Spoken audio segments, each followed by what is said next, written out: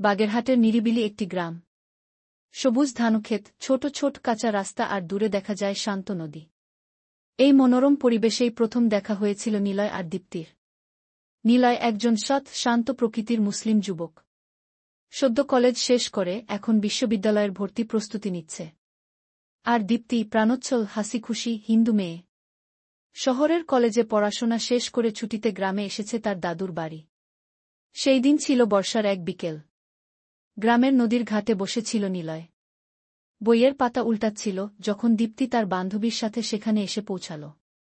দীপ্তি হাসি দিয়ে, আপনি কি সবসময় বই নিয়েই থাকেন? নিলয় অবাক হয়ে তাকাল। এভাবে আগে কখনো কেউ তার সাথে এমন করে কথা বলেনি। নিলয় লাজুক হাসি, না, মাঝে মাঝে নদীর সৌন্দর্য দেখতে আসি। দীপ্তি মুগ্ধ হয়ে নদীর দিকে তাকাল। তারপর বলল, দীপ্তি, সত্যি তো? এই নদীটা খুব সুন্দর। আমি তো শহরে থাকি, এমন দৃশ্য দেখতে পাই না গি। সেদিন তাদের কথোপকথন সেখানেই শেষ। কিন্তু দীপ্তির মিষ্টি ব্যবহার আর উচ্ছলতা নিলয়ের মনে গভীর দাগ কাটে। এরপর কয়েকদিন কেটে যায়। দীপ্তি প্রায়ই নদীর ঘাটে আসে আর নিলয়ও সেখানে উপস্থিত থাকে। ধীরে ধীরে তাদের আলাপ গভীর হতে থাকে। নিলয়, তুমি শহরে থাকো, গ্রামে কি করতে এসেছ?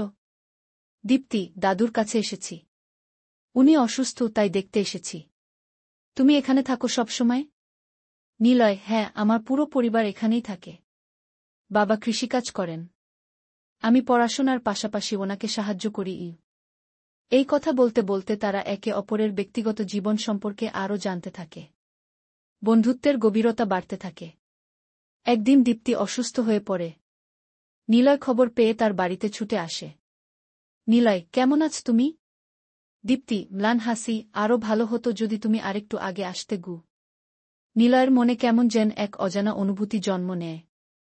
সে বুঝতে পারে দীপ্তির প্রতি তার ভালোবাসা জন্ম নিয়েছে। এইভাবে ধীরে ধীরে তাদের বন্ধুত্ব প্রেমের দিকে এগিয়ে যেতে থাকে। কিন্তু সমাজ এবং পরিবারের বাধা কি তাদের এক হতে দেবে? নিলয় ও দীপ্তির সম্পর্ক ধীরে ধীরে গ্রামে ছড়িয়ে পড়ে। একদিন দীপ্তির বাবা এ সম্পর্কে জানতে পারেন। দীপ্তির বাবা, দীপা, তুমি কি জানো তুমি কি করছ? তুমি হিন্দু আর সে মুসলিম। সমাজ এটা মেনে নেবে না। দীপ্তি শান্তভাবে, বাবা, আমি নিলয়কে ভালোবাসি। ভালোবাসায় ধর্মের বাধা থাকা উচিত নয়। নিলয়ের পরিবারও বিষয়টি জানতে পারে। নিলয়ের মা তাকে ডেকে বলেন, নিলয়ের মা, তুই কি জানিস আমাদের ধর্মে এই সম্পর্ক মানা নেই? সমাজে আমাদের সম্মান নষ্ট হবে।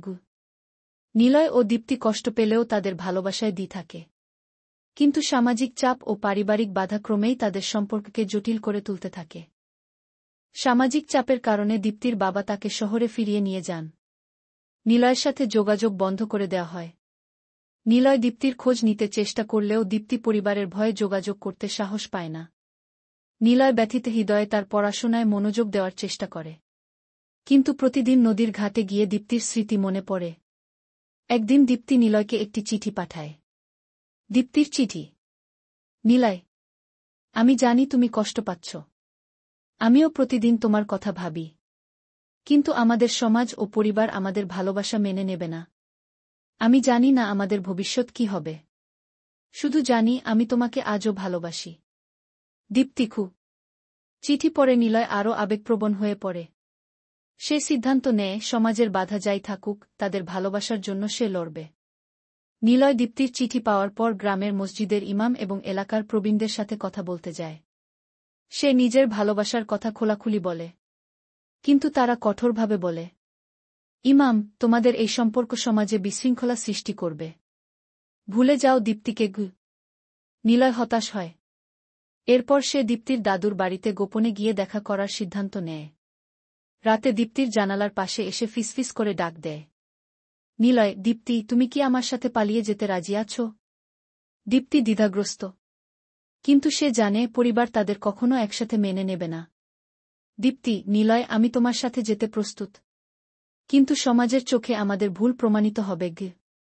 তাদের সামনে এখন কঠিন সিদ্ধান্ত। পালিয়ে যাওয়া নাকি সমাজের সাথে লড়াই করা? নিলয় ও দীপ্তি সিদ্ধান্ত নেয় সমাজের বাধা পেরিয়ে একসাথে থাকার। নিলয়, আমাদের আর সময় নষ্ট করা উচিত নয়। আজ রাতে আমরা চলে যাব। আমার কিছু টাকা জমানো আছে। শহরে গিয়ে আমরা নতুন জীবন শুরু করব গু। দীপ্তি চোখে জল নিয়ে বলল। দীপ্তি, আমি তোমার সাথে সবকিছু ভাগ করে নিতে চাই নিলয়। কিন্তু বাবা মা কি আমাদের ক্ষমা করবে? নিলয়, সময়ের সাথে তারা বুঝবে ভালোবাসার কোনো ধর্ম নেই গু। সেই রাতেই তারা পালানোর প্রস্তুতি নেয়। দীপ্তি তার মায়ের গহনা আর নিলয় তার সঞ্চিত টাকা নিয়ে নদীর ঘাটে দেখা করে। তবে তাদের পরিকল্পনা বাস্তবায়ন হওয়ার আগেই গ্রামের মানুষ বিষয়টি জানতে পারে। দীপ্তির বাবা ও গ্রামের মোড়লরা নদীর ঘাটে উপস্থিত হয়। দীপ্তির বাবা রাগান্বিত। তুমি কি করছো দীপ্তি? তোমার মাথা ঠিক আছে? দীপ্তি, বাবা, আমি নিলয়কে ভালোবাসি। দয়া করে আমাদের আলাদা করবেন না গি। গ্রামের মানুষ উত্তেজিত হয়ে ওঠে। একজন বলে, গ্রামের মোড়ল, এই সম্পর্ক সমাজ মানবে না। তোমাদের কঠিন শাস্তি দেওয়া হবে গি। পরদিন গ্রামের পঞ্চায়েতে নিলয় ও দীপ্তির বিচার বসে। ইমাম, তোমাদের এই সম্পর্ক সমাজের নিয়মের বাইরে। নিলয়, তুমি দীপ্তিকে ভুলে যাও। দীপ্তি, না, আমাদের ভালোবাসা সত্য। আমরা একসাথে থাকতে চাই। কিন্তু সমাজের সিদ্ধান্ত ছিল কঠোর। তাদের সম্পর্কের বিরুদ্ধে কঠিন নিষেধাজ্ঞা জারি হয়। নিলয় ও দীপ্তি বিচ্ছেদ সহ্য করতে পারছিল না। এক রাতে তারা সিদ্ধান্ত নেয় জীবন শেষ করে দেবে। নদীর ঘাটে একসাথে দাঁড়িয়ে তারা হাত ধরাধরি করে নদীতে ঝাঁপ দেয়। পরদিন সকালে গ্রামবাসী তাদের নিথর দেহ ভাসতে দেখে। সমাজের কঠোরতা তাদের ভালোবাসাকে শেষ করে দিলেও তাদের আত্মা চিরকালের জন্য একত্রিত হল। শেষ।